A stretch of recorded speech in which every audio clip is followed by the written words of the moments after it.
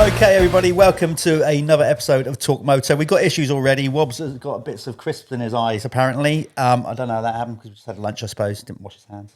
Anyway, We're not here to talk about public personal hygiene. We are here with another podcast. We have got Kurt Nicoll back for episode 2. Well, we haven't really left. We're just doing 2 in one day. 2 episodes, yeah, banging it out. We're grateful Kurt came along. He's not in the country very much, and when he is, he lives about 4 hours away. So fair play. Yeah. He made the trip. He drove over down that A14 last year. And it's a big day out, I understand. So I appreciate you coming. Thank you. Who wouldn't want to come to Wobble Towers and see all this? Yeah, I see it every day. It's pain.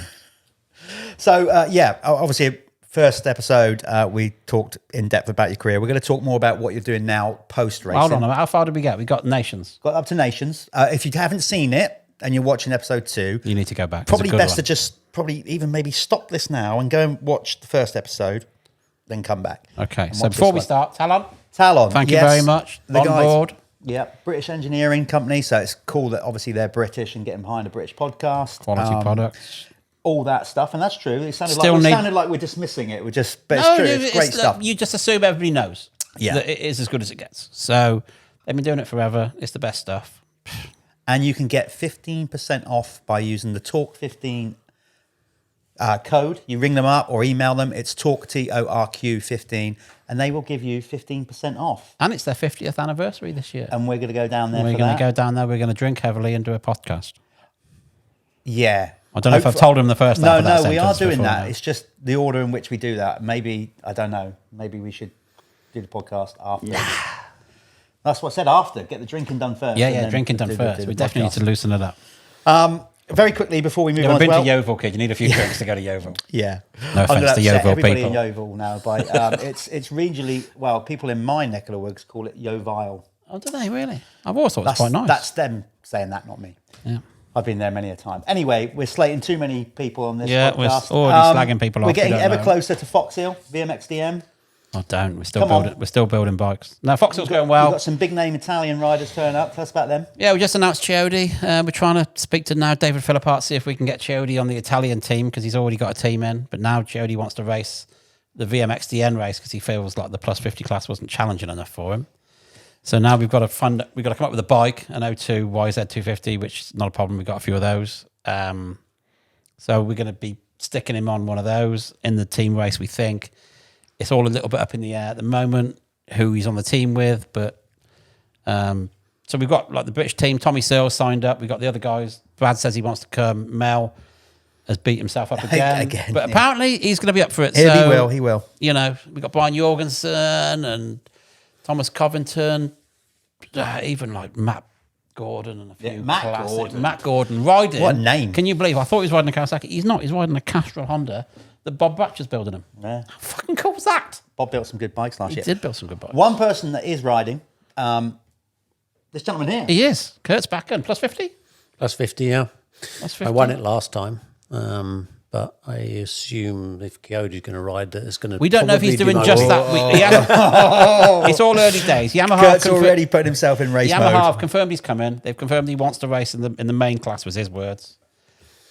Well, I'm 59 now. Yeah, maybe you should do a plus 60. I'm ready to be 60, so that I don't have to race with Brownie and Coyote. Well, no, Brownie wants in the plus 50 class as well. Yeah. And the 125 class. He's been ruining the plus 50 class for me now for 2 years. He just ruins everything, doesn't he, bless him? Either he's got to go. He's doing to the vets what Ricky Carmichael did to the pros about 20 years ago. Yeah, he's got to go, or Kurt's got to get older quicker. No, I'll be 60 this year, so that'll be it. I can miss Brownie for another 8 years. Excellent. World Vets. Oh, well, perfect. So we've got a good lineup. There's lots of people come in. It's a big do, you know. We're taking the sides off the beer tent this year, so we don't have them dramas again. But so far, so good. That was I wouldn't say a highlight, but it was quite an interesting couple of minutes there last year. It would have been all right if when you, as the promoter, we couldn't get into the beer tent. I was like, come on, Wobbs, don't you recognise the place? They wouldn't let you in, would they? No, they would not. They were doing their job well. No, well, bottom line is, to be fair, we had health and safety there because we've got to be health and safety because there's too many people. Friday night was mega. I was smashed mine. You were. Didn't buy a drink. No, you looked. It showed. So we were in there, had a good time, but it was rammed. So the health and safety guy, in fairness to him, doing his job, he said, "I can't kick everybody out because it would be a riot. So tomorrow night, there's only so many people allowed in." Didn't tell me this. And I said, when you wouldn't let us in, I'm like, well, we could have just took the sides off the tent. He said, well, yeah, you could have done that. I'm like, well, if you would have mentioned it in the afternoon. I thought you. So that's what we're doing. Beer tents go in the same place, 3 sides open. Come and go as you like. We're going to have a stage in there for our podcast stuff. Roger's going to be in there doing some rider intro stuff. Steve Mathis is coming. He's going to help us out with some, Pulp MX stuff. We got Villapoto says he's coming. We got some really big American names, which they've said they're coming, but until we book the flight.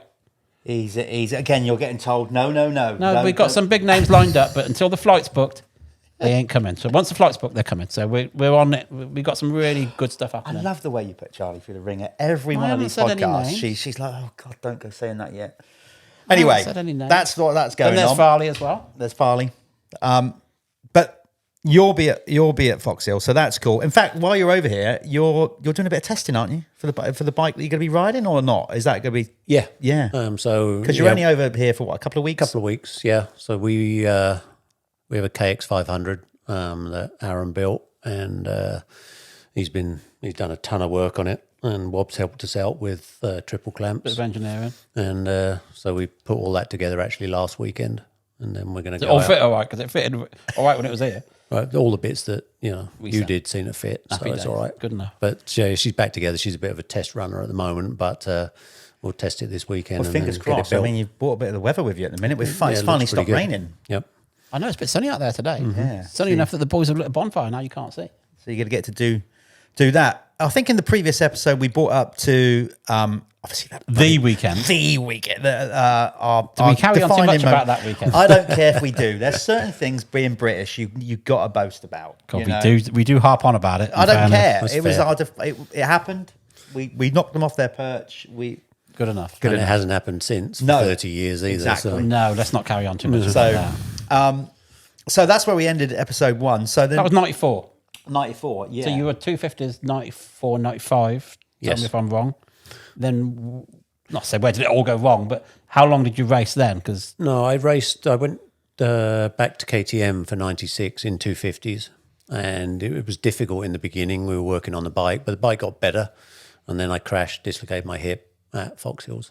Joy. And so that finished that season, and then I decided for 97 that I'd go back to the 500 class, because KTM had that 360 or 380 then, which was very competitive. Shane King was world champion in 96. Yeah, good talk. And so I raced 97 on the 380, and I won GP at Luxembourg.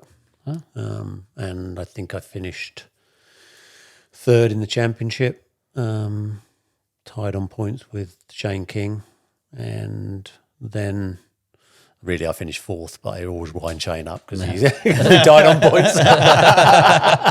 So that was purely for him. Anyway. We get him on as well. Oh, we do, yeah. So I was ready to go again in 98, same thing with the 380. And I was all signed up with KTM, and then I crashed at my house in France pre-season, just a week before Beaucaire, and smashed my elbow, broke it in 13 places. And so at that point, how old were you then? I was 34. Oh, so you're getting up there. Yeah, I was getting up there. And so I kind of analysed what I'd done, and sort of, I knew there was only one thing left for me that I wanted to do, and that was be world champion. And realistically, at 34 years old, with an elbow in 13 places broken, I thought that's not going to happen. So that's when I kind of called time on my full-time There was career. no thoughts of it prior to the elbow incident? No. You were still I've always chasing done it? one thing at a time. I don't think too far forward. I've no idea what I'll do when I leave here today. I try and keep it in the moment. And I was full racer, and then, but, KTM was growing like mad then. I had a contract for that year, obviously in 98. And so I went down, before I announced anything, I went down to see Stefan Pierre, who still owns the company now, and Heinz Kindergartner. And I said, look, time's up. I just don't think I can do it full time anymore. I'm not going to be world champion, so I'm going to stop. Proper way of doing it, rather than just I tell bumbling along taking the money. And I tell you what they did. They said, well, we're growing, and we are about to start a daughter company in England, take over and start it, and we'll pay you a contract if you be the sort of front face of that. And so that's what that's what made me work for KTM straight away. So you went straight from and that conversation happened all on that one day. They didn't come back to you 2 weeks later. So you've gone in there and said, I'm done, and they've instantly just gone, well, you're not done. For us, you can do this. KTM's an amazing coach. Stefan Perrett, is the most amazing man that I know. Very clever geezer. He's brilliant. Yeah. He's not just clever, he's brilliant. And he makes decisions like that, and normally makes the right ones. I mean, so I did about 6 months setting up KTM UK. I had no idea what I was doing. I wasn't really setting it up. There was better people than me doing that, but I was sort of the face of it. Yeah. And then Shane King actually asked me to go to some races with him to help him. So I did that. And it was right at the beginning of the 4 strokes when Yamaha had their team first of all. And so I had another conversation with Stefan Perrett and said, for next year, why don't we race the 4-stroke, which we had a brand new one there that was based on the Husseberg and the new engine. And, we should do like a team like Yamaha are doing. And again, in one conversation, Perrett said, yeah, that's a good idea. Can you do that? Never. That was it. That was the conversation. Now I became the team manager. So you went down to Austria for that meeting, I'm guessing. Yep. Did you say yes on the day, or did you? Yeah, you didn't say, give me a couple of weeks. It seemed very natural, even though I had absolutely no idea what to do. And then after I left that meeting, then I had to recruit mechanics and find a semi to take the bikes, and plus develop the bikes because I was back riding, and so that was based at the factory. That was factory, full on. Yeah. And I was still doing a lot of the test riding on the 4-stroke at that time, and it was a nightmare. Like, it was brand new and everything. So was this 99 or 2000? This was 90. This was the end of 98. So we had the team the first time in 99. We had Shane King and Peter Johansson. Yeah. And I had to do all those contracts. I'd never done any of that. I just learned on the fly, and then that was the first, like, let's call it proper KTM factory team, because before that, we were just individuals in our own vans and doing our own thing. But that was the first time that we had a proper team. So you had almost like total control. Yeah, like you had to do all the contracts, the whole, and then just basically. And it is complicated. And it gets worse, I think. With whether you got a team clothing deal or the riders have their own clothing deal. We had to do all of that. And then you got the energy drink companies. And KTM was in a point there where it was growing so fast. We did that for a year, which was an incredible amount of work and learning curve for me. And then sometime we decided to start the team over here in America. Yeah. And so I had to fly to America and set that up as well with the American guys. And we started Supercross in 2000 with the 125. And so, but that's a big curve, isn't it? It was a huge steep curve, but it sort of came naturally. Yeah. It didn't. It did. It wasn't so much of an eye opener as you imagine. I just sort of did it. I don't know, but it was an incredible amount of work. But Supercross is such a different. We were successful as well. Even with that first 4-stroke, even though the bike broke a lot, we also won a bunch of GPs, and then the Supercross. Within a year or two, we were. Got our first win when Grant Langston was riding the 125 and stuff. And it was never a problem for power, was it? You guys always had quick motors. No, yeah, but we struggled with the no-link suspension. Yeah, didn't work in the whoops, and so that held us back right up until I stopped at KTM. I mean, it was sort of one of the factors that once I was. It was always the Achilles heel for you guys. Yeah, it meant that I couldn't get the right riders without overpaying. Or a lot of convincing, because everyone wanted to ride for Mitch, where you were, and everyone wanted the best bikes. That's the first thing, and so everyone knew that the no-link suspension Mitch got was guys difficult. for nothing because they wanted to ride the bike. Stuff. He had the best stuff. I mean, that seems to have gone now. It seems like everybody's got Star now, and everybody's got good stuff. And so much more. But it was a bigger difference. The star power of the team, the draw on the team, doesn't seem to be quite so much. Like, it's mega to see him winning again now, because the effort the guy puts in and the money and the time is off the scale. Yeah, Not that nobody else puts effort in, but Mitch. I agree with that. Never took his foot off the gas. See Mitch doing well again. But it was difficult times in the States with that suspension. But over here in Europe, we won world titles. I mean, every year. Grant won in 2000, Jamie won in 2001, and the Smets. Yeah. And, you always seem to be winning something. We were winning all the time within that bubble, because it was at there was a power shift happening at that point. You know, KTM were definitely changing the game. They were on the rise. Did you feel conscious of that, being in that circle? Did you were you looking around thinking, you know, we're really having a push. We're going places with this. It you know, it sort of happens around you. But I mean, it was totally different times at KTM as well. Like I did that job that we're talking about without a budget for 4 years. I just used to go, like literally from 99 to 2003, I never had a budget. I just used to go to Stefan and say, I'd like to sign him. And he'd say, well, how much does he want? I'd say 200 grand and these are the bonuses. And he'd go, yeah, that's all right. And that's it. And then, but the same with all the truck and everything. I'd say, yeah, I think I'm going to buy a couple of trucks to go practice in. Oh, yeah, all right. No, that's how it was. Were you ever given a budget at any one point then? 2004. So how much was an eye-opener with that? Because previously you've just gone all of this, and all of a sudden See, when you said you had no budget, some people might be thinking you didn't have any money to spend. No, I had plenty of money. It's the opposite end. It's I like just there was didn't no have any control. The it. first controller that came in at KTM, it was a lady, Austrian lady, and she called me into the office and she said, Mr. Nicoll, you know, Mr. Perrett says that what you do is very important, but I need to know how much you're spending. And I said, well, sorry, lady, racing's not like that. No, it doesn't work that way. Yeah. So I get out all my food receipts. Yeah. Yeah. I remember when I started at Suzuki and I was like, I said, what's the budget?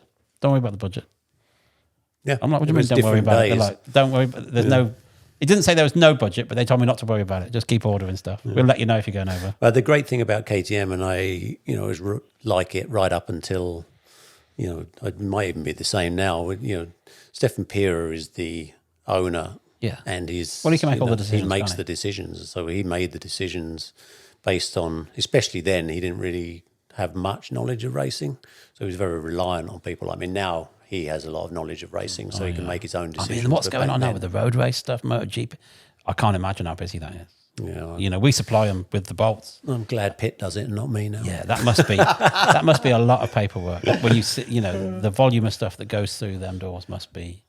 Yeah. Did it change it? Did it make it like less enjoyable when you suddenly were given a spreadsheet to manage? Yes, and I worked at KTM. I really enjoyed it. I worked in Austria, you know, as motocross team manager, but then I was head of the whole race department from 2004 through 2006. But things did start to change. Then we lost our team managers for off-road and supercross, motocross within 2 weeks of each other in America. And so, again, snap decision. I said to Stefan Perrett, you know, I think our best solution here is for me to go to America because otherwise it's going to look really bad. And this will look like and he said, yeah, I agree. And that was it. I packed a bag and went and never came back. And you're still there now? Yeah. But it did get, you know, I'm not going to lie, it got less enjoyable. As things grow, things do change. I changed as well as a person. You know, those first teams that I ran, you know, when I had people like Johansson and Dobby and Shane King, these were my friends that I'd raced with. Yeah. And it was great. And I worked all hours. I was the first guy in, last guy out. Yeah. Well, by the end, by well, 2009. we touched on the last one, the schedule in America is punishing, isn't it? Yeah. And I think the Grand Prix is maybe the same with all the flyaways, Argentina, and that's a lot of work. But I lost touch with the riders. So by the time I stopped, you know, it was 18-year-old supercross riders because we were still doing 125. I was in my mid-40s. Yeah. And I started to become the last guy in and the first guy out. Yeah. And so then I realised, you know, I just don't have the motivation anymore to do this. I didn't want to fly every week to the races anymore. And We've been doing it most of your life. You know, and I was about when the transition from box van days to the semi-truck days, and it seemed to, that's where the rot started for me, because there was, instead of having the mentality of one guy, one mechanic, and it's you versus the world, all of a sudden it became... It's a team. There's a guy plugging the electrics in, and there's a guy doing this, and it's always a blame game. Somebody's to blame for something. And, you know, whereas it used to be the mechanic was responsible, now they're all trying to point the finger at everybody else. And, you know, the riders would come in. I was around Leroy when he was around James, and he's never seen the kid. He's in his truck with his trainer and his man friend and his manager and truck driver, and they like this little entourage went from place to place with him. And yeah, no, it's absolutely he didn't right. speak to the mechanic. When Aaron, you know, was working for me and Julian Dobb afterwards, I mean, they were solely responsible. Like, you know, there was no one else. And the hours those guys used to work, I mean, Aaron would, you know, start first thing in the morning and finish last thing at night every single day. And it's if he needed to get something done at the factory, I can remember we had a GP in Spain and he drove all the way back to Austria to get an engine done and then back to a GP in Portugal. Things like that. But nobody complained at the time. That was what you did. He just drove 2 days. Like what you did. As hard as he could. So it changed. And I'm not saying it changed for the worse, because I think top level motocross now is really spectacular and super professional. I like it, but it didn't suit me anymore. It didn't suit you, yeah. You don't strike me as the kind of person that would want to be in an office for many hours. No. So you did that to 06, you say? Then what? No, it's 06 in Austria, and then until 09 in America. Okay. And then after the motocross season finished in 2009, then, like I say, I'd run out of motivation. And so I started looking for some other things. And during the time when I was in Austria, Travis Pastrana and Greg Godfrey and Andy Bell and all those guys. Oh, I got some funny stories about them. They can't tell them on here, though. They came to do the Erzberg race in Austria, and I knew how big it was going to be to have Nitro Circus and Travis Pastrana there, so I organised everything for them, including Suzuki's for Travis, even though I was the head of the race department at KTM. Did KTM know about that? No, they never did. They do now. But it did a massive thing for that race. That race went from being some little podunk race in Austria to being one of the biggest races in the world, and it was huge for KTM. So, so I kept in touch with Travis and Greg and everybody through that, and so they were also growing at exactly the time that my motivation had run out at KTM. Yeah, and what people don't realise about Travis is a very, very clever geezer. Very clever. I know he comes across as a bit of a happy idiot, but he is a really switched on kid. No, he's clever. But he's also more calculated than people think. I don't want to burst the bubble, but he's actually he takes risks, yes, absolutely, but they're calculated, very calculated. We had my job at Nitro Circus. Obviously, was to try and avoid people getting hurt and killed. Yeah, and we had multiple times, and Travis will recount this if you ever get on here, where I'm like, Travis, you are going to kill people. People are going to die doing this. And he'd be like, no, I think it's going to work. And I'd be like, no, I just can't see it. But normally, and he's had a few mistakes, but 95% of the time he was spot on. So what did you do for the Nitro? You would manage the Nitro Circus thing? Yes, I was the GM when I first went there, and so I did everything. But same sort of situation as KTM in many ways. So when I first went there was 4 people, one of which was Travis, and all we did when I was first there. Was Hubert there then? Hubert was there. He was around. But all we did was take a camera, follow Travis around. Him and Greg Godfrey would come up with some mad idea what we would film that day, and then we turned it into a DVD and made millions of dollars. And then the TV show came along, and then just as television changed and DVDs disappeared, then we started the live tour, which just was so huge in such a short time. And so Nitro Circus sort of did what KTM did to me, and we went from 4 people to 100 in about 4 years, I think. Looking from the outside, you've gone from this very serious KTM management role. It wasn't just motocross manager. You were overseeing the whole race department, into the Travis Pastrana thing, which was from the outside. It's just a bunch of kids fucking about, screwing around. Sorry, Danny, can you edit that out? I'm not allowed to swear anymore, apparently. And it's like, really? But it's a serious business. No, it was a business. It was a huge business. And the beginning of the end for me, I guess, at Nitro Circus was when, we realised that we had something that we couldn't grow enough. And so we sold to an investment bank, and it's a business. It was a full business that was sold for millions of dollars to an investment bank. So from the outside, it looked like it was all a game. That's how it looked. Yeah, and that's how it was supposed to look. Well, good. Exactly. No, you did a good job of that. Yeah, you did a good job. I'm still. So were you involved? Sorry, I'm still sort of amazed how quickly you were a racer, a motocross racer. And in a real small frame of time. 10 years, mine. No, but what I mean, but it's still a small frame of time to jump. Frame of time. Time frame to jump into them doing what you did with KTM, and then in no time at all, really, in the grand scheme of things, you're managing general manager for something as vast as that without really too much, loads of experience in the sport, but not in the business, the business acumen of it. And camera work. I'd never done any of that. Like I remember, the first day I was there, we were like, we got to get some cameramen in Los Angeles because we got to fly down there. And I'm like, well, I don't know any cameramen, but you work it out. I've always worked it out. It's what you do. I mean, I think when you ride, like we said, for yourself for so many years, I mean, every day you're working things out. And well, also traveling around Europe back in the day wasn't quite so simple as it is now. It's all about logistics. It was a and challenge. Most of what I've done, with KTM and with Nitro Circus, some of it is obviously making the right decisions, but a lot of it is logistics because, I mean, you're always trying to move things around and get things to work. And I think that's probably one of my strong points. Back in the day with the carnets and all the different monies and what countries you're going to go, I think that set us a whole generation up to now, no sat-navs, we had a map. Yeah. And, even when I was in the States, I had a pager. How old am I? No, I remember you having that. I had a pager and a map.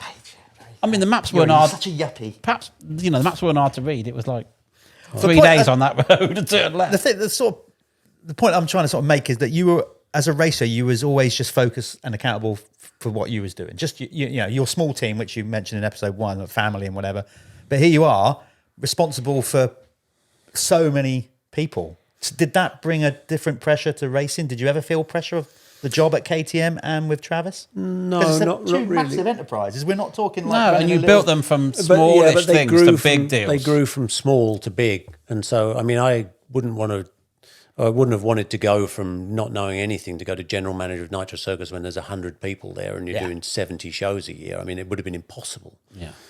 Like the logistics involved in that, they'd blow your mind. But when you start with one show in 2010 and then you do 5 in 2011 and then you do 15 in 2012, you kind of grow with it. And your skill set grows with it as well. And the motocross teams at KTM, we started with 2 riders in the 500 class.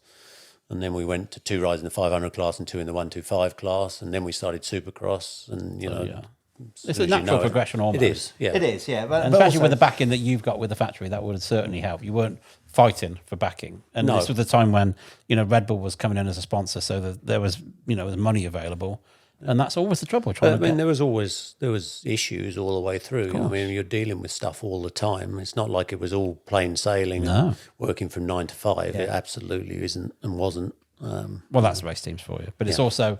you're putting out fires all the time, aren't you? That's all you're doing. It's like with the events, I never saw the problems that come at you from left field. You're like, what? You didn't expect that, but you have to just deal with it as and when. It's still obviously seems like a weird fit. Clearly it worked. The KTM gig, you fronting up that as an ex-racer, totally got. But when the news came out that you were working, with Nitro Circus, seemed from the outside, such a Kurt Nicoll, no, like you and Travis beat. I'm like, that's what I mean. Couldn't think of any more opposite people, but knowing you like I do, I know that Travis is much more serious than he appears, and you're much more fun than you appear.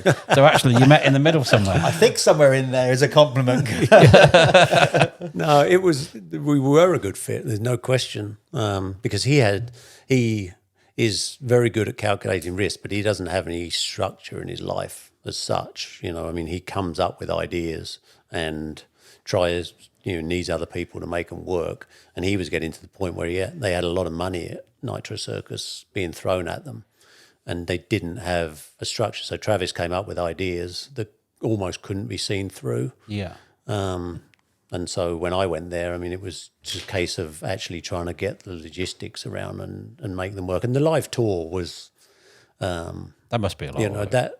That was a proper business. I mean, then you're jumping into competing. Like we were competing with Feld at that time. Yeah. It was Feld, which is the Supercross promoters. They had their own show called Nuclear Cowboys. And so we were direct competitors with people like that, they've been in that business for... since the 20s with their circus, and we're jumping in there, and we did jump in there, and we absolutely dominated them. But we're learning on the fly, and they've been doing that business for 80 years. So it was fair play. So when did that? You said that got sold to investment bankers. When was that? 2014. Okay. Yeah. So then what you sold up? You're like, I'm unemployed now. What do I do now? I had to do like 2 years as part of the deal. within that organisation, and I did 2 years, not 2 years and 1 hour. I did 2 years because it was not anything that I would enjoyed at all. Counting down. It was so different. Once you had, bankers and being proper counters. people and, they were saving money and all the rest of it. It took a lot of the fun out of it for me. And so the shows got much more professional, which was great, but it just wasn't as much fun. And so I actually quit in 2016, and then because I quit a bit suddenly on them, they were short, so I agreed to work part-time. But in my mind, the last even year that I was working full-time at Nitro Circus, I was thinking to myself, this is not what I want to do. What I want to do is what I've always done, which is go to motocross tracks, go riding and hang out with motocross people. And so during that year, I came up with the idea to do Champion MX. Okay. And, what Champion MX represented to me at that time was, a business, because, I never want to retire. It was a business within motocross that I completely controlled, so it couldn't grow. And so... No, it can only get as big as it... And I could do everything about it myself without having to rely on other people. And I could go to the motocross tracks every day and hang out with motocross people, which, I genuinely think motocross is full of very good people. Oh, yeah. Absolutely. And so that's what I did. I set it up. And The 16, you set that up? 16, yeah. I started that in September 2016. Okay. Yeah. And And now then I that's- carried on working at Nitro Circus part-time until, basically until COVID. And but I was running Nitro Circus all the way through that. And so the Champion MX thing's now your main line of work. I know you said you did a little bit of testing with KTM. Yeah, so I do quite a lot of coaching, mainly for vet riders. So sort of every day, a day at the track for me, I guess, is either I'm doing some coaching and I have people there riding the bikes, or I do test riding for KTM, production test riding. I still at least 1 day a week, sometimes 2 days a week, depending on what they need. Kurt rang me up about 2 months ago and said he wants a titanium bolt kit. Yeah, no problem at all, for 25. I'm like, why don't you send one? For a 25. How the hell am I going to send you that? And he's like, just change these bits and slip of the pieces. tongue. I'm like, okay. Yeah. So we do quite a lot of stuff it's not as far in advance as Austria, because obviously they're working probably 4 years 4 or years 5 years in advance. In America, we're probably working 2 or 3 years. So what's coming? What's coming? Anything, Trek? There's some interesting stuff. I'm not trying to throw you under the bus, but I know they've always got some good ideas. Yeah, there's some stuff which will suit people of our age as well coming. Good. So Anything electric? like Anything that. electric coming up? not that I am aware of. No. Okay. I've never ridden. Just see with Honda coming up through, and like you've got experience of electric stuff because you rode. You know what we haven't touched on? It's Kurt's SuperMoto career. Yes, at some point in there, you stuck in a When did that get it? bit of SuperMoto, didn't you? You won some titles as well. Two didn't you? AMA Two championships. AMA championships. Some titles. There's me. Yeah. Some Two titles. AMA Sorry, you won championships. 2 AMA titles. What years Yeah. were they? And how? 2004, 2009. When you were team manager? Yes. Oh, Nice to keep his eye in. I got plenty of stories. So I mean, firstly, let's hear it. let's have some. Okay. So they decided, SuperMoto was pretty big over here Yeah. at that time, World Championship and everything. And all I'd ever done is Mete, that one race in Belgium at the end of the year, like an Chaos, invitation wasn't it? race. Yeah. I'd never ridden SuperMoto other than that. And the AMA decided to do a SuperMoto race, one-off championship in 2003. And so as I was head of the race department, so obviously I thought, well, we'll send our best riders. It clashed with the World Championship. And so I had no one to send. And so I thought, well, I've done one, so I'll go over. Heard that mostly it was dirt. I went over there and I finished first in the unlimited class and second in the 450 class. Nice. And that started me on a second career of SuperMoto from 2004 through 2009, racing. You pay yourself every away. race. You do yourself a contract. A little bit of movement on the spreadsheet. if I just take a bit of him. Well, that same lady that I told you became a controller, she was actually replaced by another lady controller who one time came to me and said, Mr. Nicoll, the bonuses for AMA SuperMoto, you set the bonuses and you've also won all the bonuses. And I said, well, if you check the numbers, they're correct. That's what we pay everybody. Just pay them straight to me. Happy days. Oh, that's awesome. Good. That So it became should. quite big there for a while. I meant in general, SuperMoto, but particularly in AMA, it doesn't did. seem to be so prevalent now, though. Yeah, and I thought it was really going to catch fire, and it was going to. Two things happened. I mean, first thing that happened was it was kind of a bubble that Red Bull they put millions into SuperMoto, and so it grew from the top instead of growing from the bottom. So it was immediately huge. You know, McGrath, Chad Reed, was doing Jeff they had it in the X Ward, Games, Nicky didn't they? Diamond. Yeah, I raced X Games a bunch. You know. Yeah. And so it grew like that, and so it was huge at the top. It was fully professional. I mean, we had a full factory team with semi and everything, and it was, but it never got a base underneath it, although it was growing. And then the recession hit. Right. And when the recession hit, it hit hard, especially. So you're saying there was no like feeder, like no amateur groups, nothing behind not it. It was enough. from the top down. It was top down. It was not So schoolboys. You didn't have enough SuperMoto. tracks. You didn't have enough people that were doing. Yeah, for your average Joe, it must be really hard to do that. Where do you even ride them? Yeah. Well, exactly. But if it had grown more organically from the bottom, that would have happened. Like motocross, you know, there's all the club races, and it goes nicely to the top like a pyramid. This pyramid started at the top, and so when the recession hit in 2008, and you know, there's a lot of people had two bikes in 2005, 2006. They were expensive, but people spent. But then when the recession hit, no one spent. So that killed it. Down. And within 2 years, the championship disappeared, and you know, it's never come cool back. to watch, though, wasn't it? It was really cool to It watch. was so cool really for good. me to be involved in, because I was, you know, in my 40s and racing in a professional team. Yeah. You know, we're getting was cool. paid to ride with mechanics and Bikes were great true. factory bikes. Bikes were true. And I was the boss of the whole race department, so I had always had the best bikes. It's part of the deal. You got to work it in yourself. The perks of the job. Yeah, it was really good. It always reminded. What were those things in the 70s that Magoo they used to do in America? Super bikers? Or Super bikers. yeah. They were always. That was like always the initial SuperMoto exactly. stuff. Yeah. Well, for Mete, going back to that, when I was with Billy Lyles, he wanted to race it, so I got some Honda Fireblade front brakes from some dealer who he knew, and I went to Talon, and we built like a hub with this disc on, and the caliper was hitting the spokes, so the one side was almost vertical. So I went to him, I said, Billy, none of us are too confident about this. You got to take it. Oh, Billy, don't take it easy.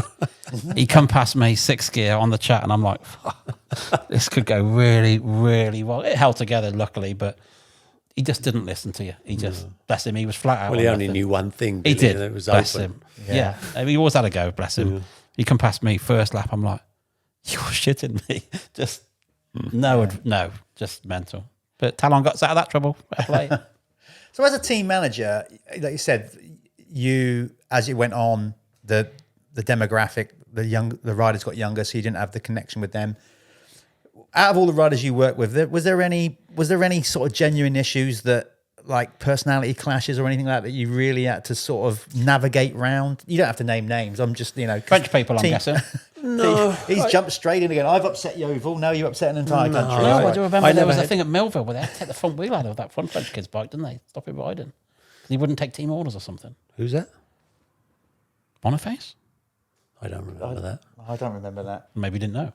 No, probably didn't. You were there. I was there, yeah. They took the front wheel out of his bike so he couldn't go to the start line. Because I mean, I had refused some, to take team orders. You know, I had issues with team orders and things like that. I mean, again, my job was to win. I mean, I remember the first AMA championship that we ever won with Grant Langston.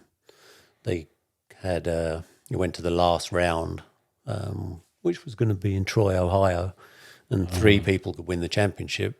Grant Langston, Ryan Hughes, also on KTM, and Mike Brown on Kawasaki then. Yeah, Pro Circuit Kawasaki. Pro Circuit. I think. And so, I can't Some of remember your tests that. were wrong. Anyway, it was definitely Mike. Yeah. And so the AMA decided to cancel the race because it rained. Then they cancelled the redo after. Because Yeah, I was with and so- I was with Reiner when he had the phone call. Yeah, and so Rhino, I mean, he's straight on to me and going absolutely mental. And I said, Rhino, my job is not for you to win the championship. My job is for KTM to win the championship, and we just did. So no, I'm not kicking up. No, that's the thing. And they never cancelled it forgiven because me. it was wet. Is that right? And Never then forgiven me. they rescheduled And I understand, it and by the cancelled way. it again, didn't they? And that's when we had the phone call. And I was travelling that summer. Ryan travelled with us because we knew places to go, and he was in the camper. So we spent the whole summer travelling together with John Lower, his mechanic. Mm-hmm. And he had the phone call, and he was savage. And I'm like, what's was. happened there? Like Kurt just said, they still. So, No, what's really your not relationship happy. like with Ryan now? Then It's all right. Yeah, I mean, but he's certainly never. Was the year he rode Southwick with a broken leg, wasn't it? Yeah, yeah. That was insane.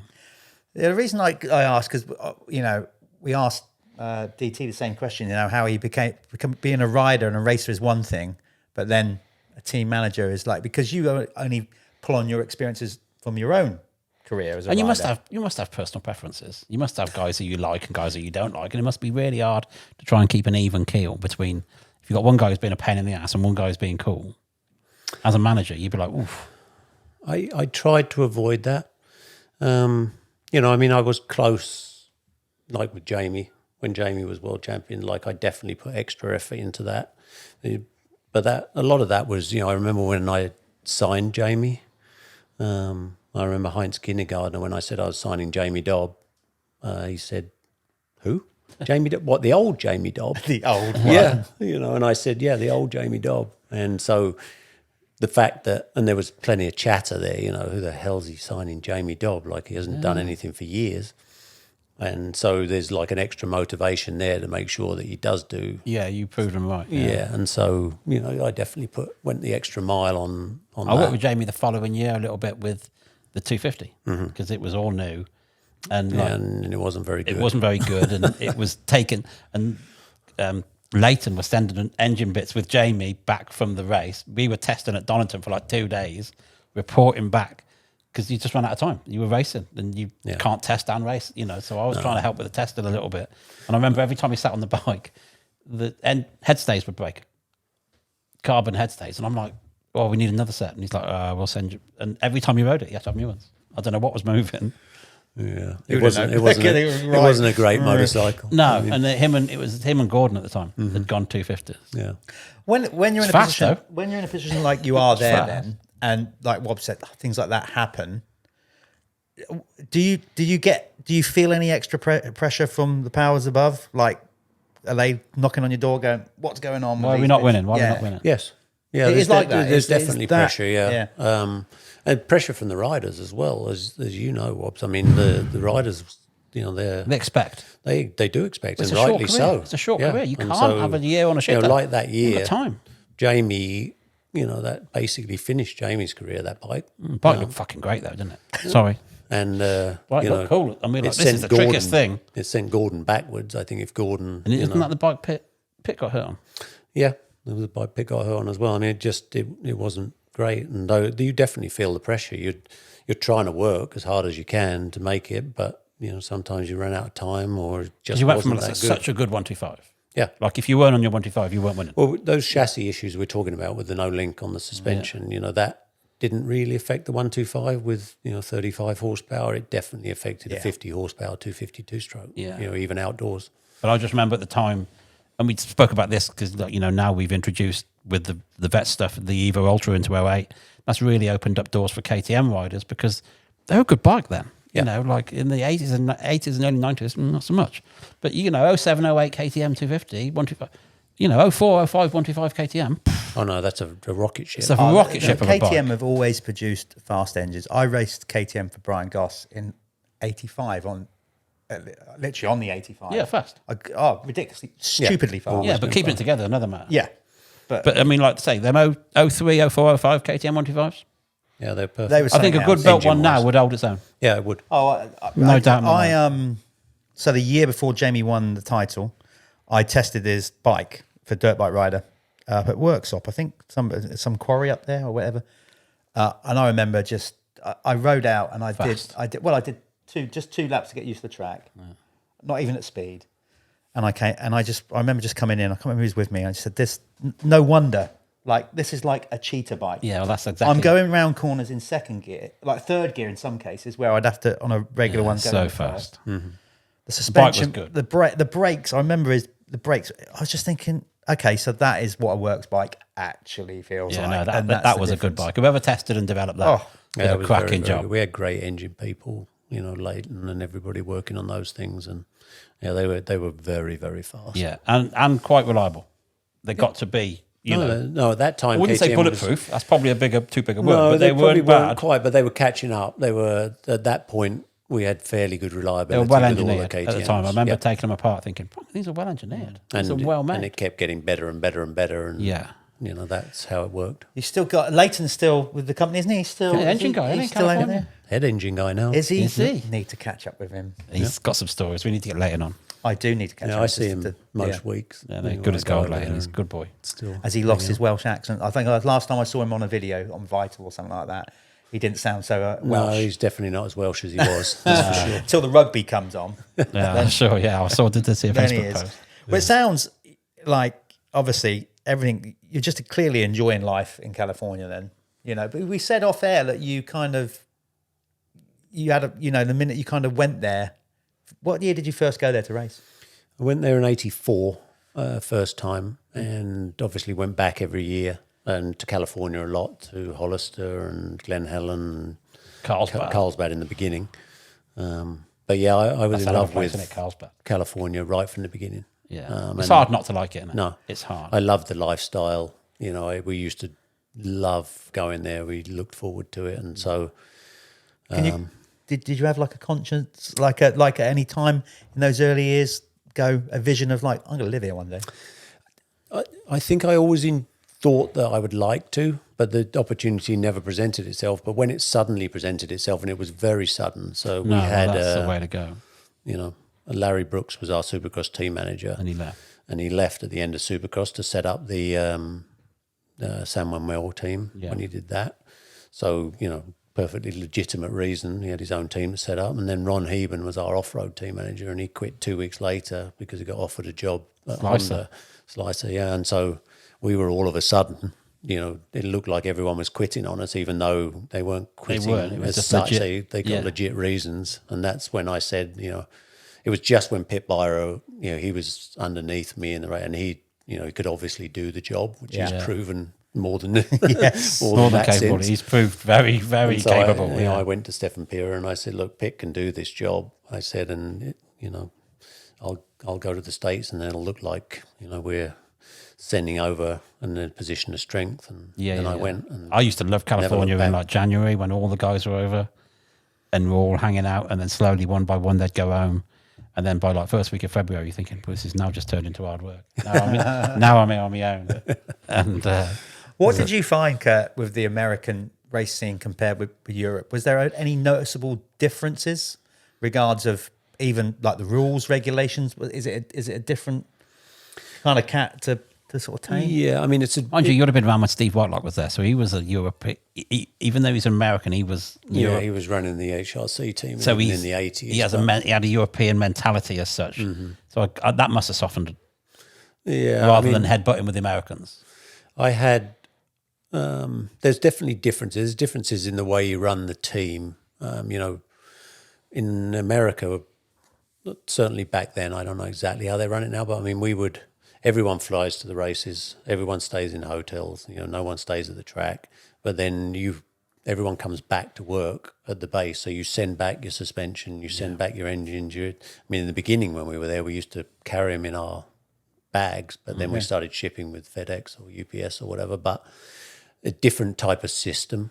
But at KTM, Supercross was vitally important, and we didn't have a history. We had a history in World Championships that ran back. Waziev won in the 70s. Yeah. So even though we became more consistently successful, it wasn't something new. But Supercross is massively important, and it was it's the biggest thing. And we used to get bad test reports in motocross action and stuff like that affected the whole world.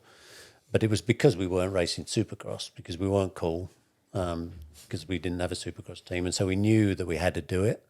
But it was, it's definitely different. And I had a different pressure because KTM really wanted to win at Supercross, and so it was definitely a.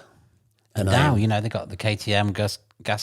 I mean, big influence now. Now you go. There's got the Wipeout, the WP truck, and it's like it's a fucking hell of a setup. Well, now. When I first went to the States, if you went to a motocross track and someone was riding a KTM, like you knew them personally, probably had dinner with them the night before and knew the name of their kids because there was no one else riding. And now you go to the track in California and it's 50% KTMs. Well, most of them he's got in his garage. Yeah.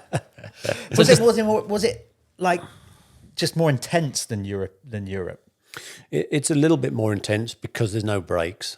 Yeah. 17 supercrosses you do in 18 weeks. Yeah, and they're more media conscious. Yeah. Media in Europe was just an inconvenience. It's a show. It's a show. Supercross is a show.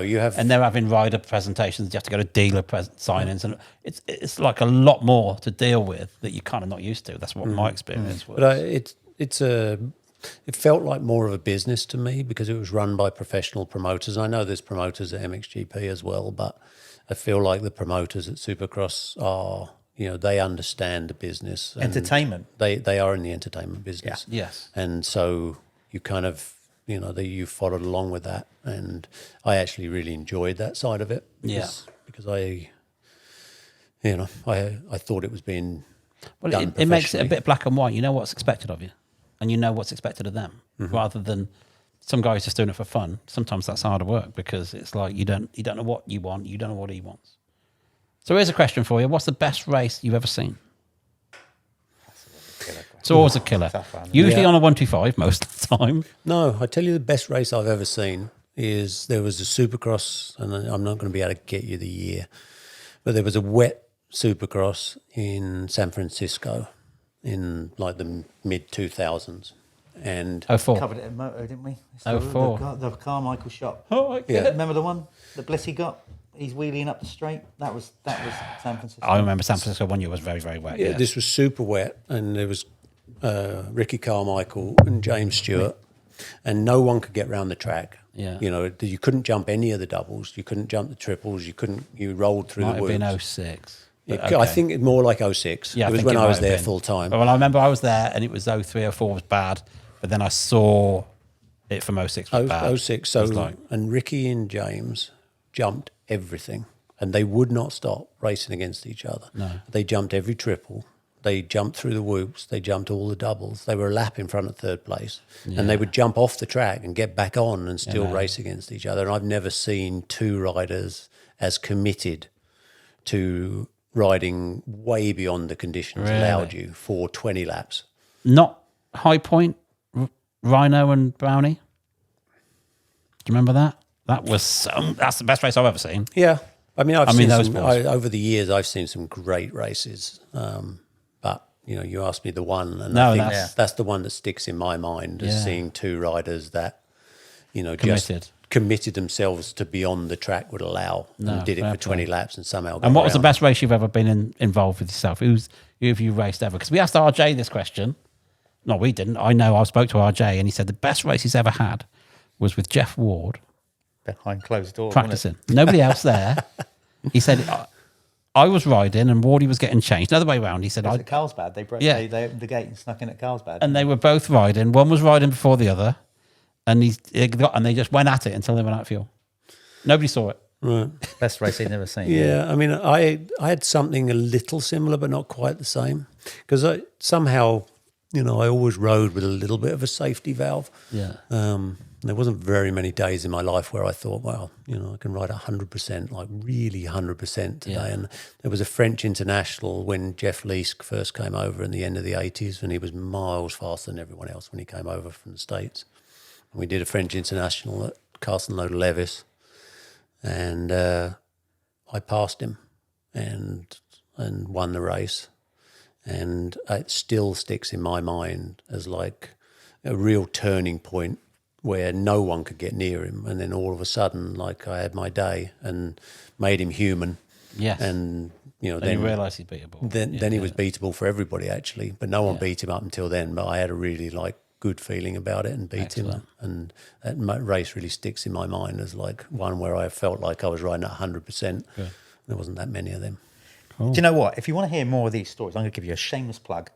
You could get yourself on the Champion MX. Go and book on a holiday. And I know, not like a trained monkey or anything, but I'm sure if you went out with some of the people that come over to your, obviously, your ride holidays over there, I'm sure you'd sit down and have a beer and relive some of these stories with them, wouldn't you? Yeah, we do. We absolutely do. Sometimes beer, bench talking. Maybe we should go. Sometimes they bring up bad subjects like that Startgate. Oh yeah, But we all want to know. We all want to know how that, because we're never in that position.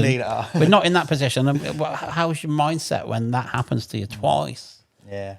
And that's to start to get your head around. So obviously Champion MX is going incredibly well. It's what you do now. It's this what you know, that's your full-time job. You're out pushing 60. I hate to remind you of that as well. I'm getting but you're loving life, riding a bike virtually every day. Yep. Well, this is like I always describe it as a semi-retirement because I never intend to retire. I retired once from World Championship Motocross. It was the worst day of my life. And so I'm never going to retire. I like exactly what I do. I love doing, and I love everything about motocross and, Are you coming to the Vets races? You enjoy those? Yep. I still race, I've never stopped racing. I did that SuperMoto and then I did Enduro Cross for 4 or 5 years and won a couple of vet titles in that as well. And I've won, I think, 7 or 8 world vet titles since. And, I love racing. I love motocross and it gives me a reason to get up. And I still work really hard. Yeah. It's not really work if you like it. No, they say that, don't they? So, no, good for you. But when the helmet comes on, still ridiculously quick, still fit, smooth, clearly. Yeah. Excellent. So we're expecting big things from Fox. Let's put the pressure on him now. Foxel. Yeah. So tickets are available in the 60+ class, hopefully. No, there's no. I'm rewriting 50 Evo, so damn, we got Brownie. Yes, I've got Brownie again. Probably Coyote, so it's not going to be an easy day out this time. But I'll do my best. Come on, Kurt, we'll be cheering. We'll work hard. Aaron's already been doing a lot of work on the bike. Excellent. And we're going to do some. Well, we'll go testing and catch up. We'll give it our best. We'll get you on the couches there because we're doing some podcasts. So definitely, yeah. We'll get you on live. There's still more to extract from Kurt. We could maybe do more at Fox Hill when we do the podcast. Yeah, I think so. Yep. It's been an absolute pleasure having you on. Some real revelations. And gentlemen, thank you very much. There you go, Wobbs. Fox Hill tickets, Torq 15, that says. Yes, that's exactly what it says. So if you're watching the podcast, if you're listening to us, remember, if you want to get your hands on some Talon products for 15% cheaper, just contact them and hit them up with the code TORQ15. That's TORQ 15. And then, obviously, we've got to get as many people out to Fox Hill within reason. Because we've sold it. Fox Hills are going to be full. It's going to be full. Farley, come along to Farley, please. It'd be great. Yeah. Be good. Yeah, you got to do Fox Hill a little bit different this year. Well, it's going to be... We haven't got to push ticket sales. We've got some really big sponsors coming on. We've got a load of big names still to be announced. We don't want to, shoot your bolt too soon, do you? You just want to keep coming out. No, but what I'm saying is, obviously, the event in no time at all has got to a point where you're at max capacity. First year was crazy. Second year was just managing the crowds. Third year now we're really looking at, I'll be honest with you. Camping last year was full. The car parking, we could have fit about another 500 cars in. So that's probably 1,500 more people. We've sold 60% more tickets. So you do the sums. We ain't going to fit everybody in. So it's going to be ticket only. If you want to come, buy a ticket. Come and watch this man. Yeah. Listen to us waffle on an evening. Yeah, we'll have a little go, shall we? We will, yeah. Thank you very much, Kurt. It's been really a pleasure. I appreciate appreciate you coming. It's a long drive, I understand. I'm still trying to compute the whole Travis Kurt thing in my head. It's going to take me a little time. Yeah, when you know them both, it actually makes sense. From the outside, you're like, they're never going to get on. So there you go. We'll sign off there. We'll see you again in a couple of weeks with, we don't know who. We're going to go. Well, we're working hard. Mark Banks, apparently. Get Banks in. Yeah, he says he wants to come in, so there's pressure now. Okay. Get a burger man in. We'll leave it there. Thanks for listening. Thanks for watching. Thank you. And we'll see you all in the near future. Cheers then.